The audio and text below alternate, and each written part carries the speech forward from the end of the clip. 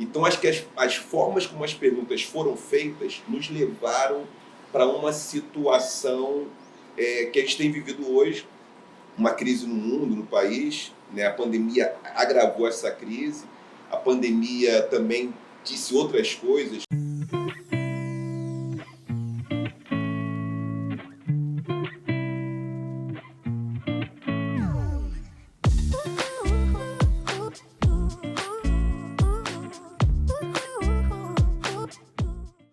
Que a gente precisa de saídas coletivas, as saídas individuais não são as melhores, os estados precisam se responsabilizar. Em muitos países que a pandemia foi melhor controlada, os estados participaram, né? Não é cada um por si. Lembro daquela música do Titãs quando eu era garota, adolescente, Deus contra todos, mas assim, a gente tem que fazer de modo colaborativo. De modo colaborativo, enfrentando a necessidade de reconhecer os limites.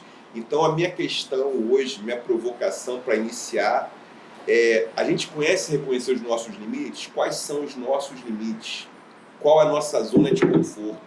Até porque, se alguém quiser ultrapassar, é preciso antes compreender qual é a zona de conforto, as necessidades fundamentais que nós temos para uma vida de mais qualidade, com mais bem-estar. E aí, nesse sentido, eu acho que Orun Millar, a Bell Hooks, Sobonfu Somé, tem muito a ensinar. A gente pode pensar muito com elas e com outros pensadores e pensadoras aqui no Brasil, como o Nego Bispo, meu mestre Nego Bispo, mestre acho que todos nós, o Ailton Krenak, que tem dito outras coisas que vão numa direção que ela é contrária, não por preciosismo, por ser contrária, mas é a direção seguinte, é biofílica. Eu acho que tem uma visão de mundo, uma forma de pensar o amor que é biofílica, a vida em primeiro lugar. Se a vida está em primeiro lugar, a vida não pode ser transformada em mercadoria. Isso é um limite intransponível, me parece. E tem um limite que é a própria natureza. A natureza é um limite, ou seja, a gente não pode também... A gente precisa ter uma relação com a natureza, que tem muito a ver com aquilo que eu conversando com o Basilelli, a gente fala assim, teve a Declaração Universal dos Direitos do Homem, que foi um problema, porque o termo homem não pode ser comum de dois, não dava conta das mulheres, né? Não dava conta também de outras sociedades, aquele quando ele foi criado.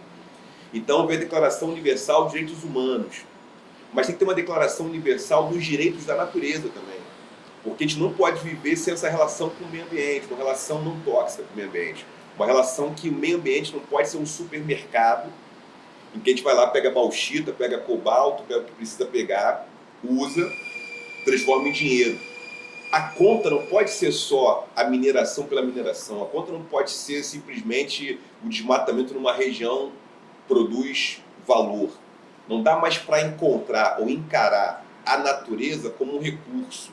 Esse é um aprendizado que eu tenho dito nos últimos tempos, eu tenho aprendido isso nos últimos anos, né? Tanto o Nego Bispo, Ailton Krenak, Sobonfu Somé, tantos autores e autoras, que estão dizendo o seguinte, natureza não pode ser recurso. E aí eu fui provocado pelo Instituto Waterloo, que é o instituto canadense, que estuda água, e na provocação fiz um debate junto com um grupo, e aí eu trouxe uma provocação que tem a ver com amor, que é assim, água tem que ser uma pessoa, água tem que ser um sujeito. Se a gente tratar água como recurso, a nossa relação com o meio ambiente é uma relação de exploração muito complicada. E aí, algumas culturas tradicionais, elas têm uma saída muito antiga para isso, né? No mundo tupi-guarani, Iara é uma pessoa, Iara é água, é uma pessoa. Oxum, no mundo iorubá, é uma pessoa, é água, é um sujeito, é uma divindade, é um rio. E Iemanjá é o mar. Então, o que significa isso? Tem desejo, tem interesse. Não dá para mudar o curso de um rio pelo interesse de um sujeito que não é o próprio rio. Isso vai criar um monte de impacto. Então a relação de amor passa por reconhecer os nossos limites. Quais são os nossos limites? Quais são os limites da natureza? Para onde o rio quer confluir?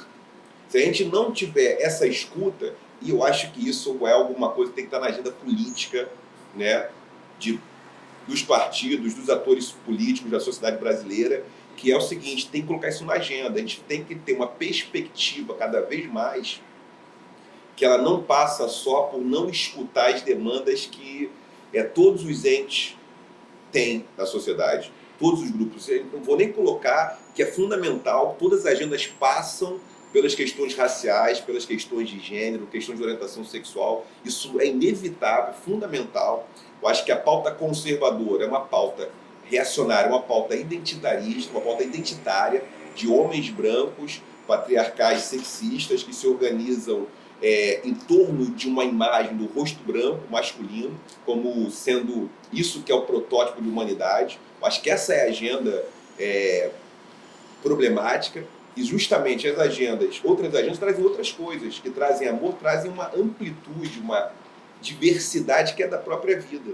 Essa diversidade que é da própria vida não para num gênero, não para num grupo racial, ela vai além e vai também para a natureza. Então, a minha chamada hoje, honrado aqui, nessa nossa abertura, com o coração aqui aberto, muito feliz, dizer: precisamos escutar a natureza, precisamos escutar o repertório que as culturas tradicionais já têm e que não são usados para a gente fazer política pública, para a gente enfrentar os desafios que estão presentes e que virão.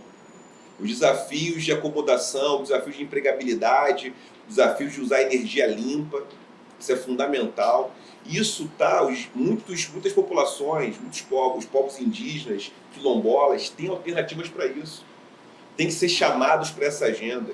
A gente vai precisar de uma bancada no futuro, falando de amor, falando de política, de bancadas de povos tradicionais, bancadas quilombolas, bancadas indígenas, bancadas pretas, bancadas LGBTQIA+, vai precisar de bancadas das mulheres,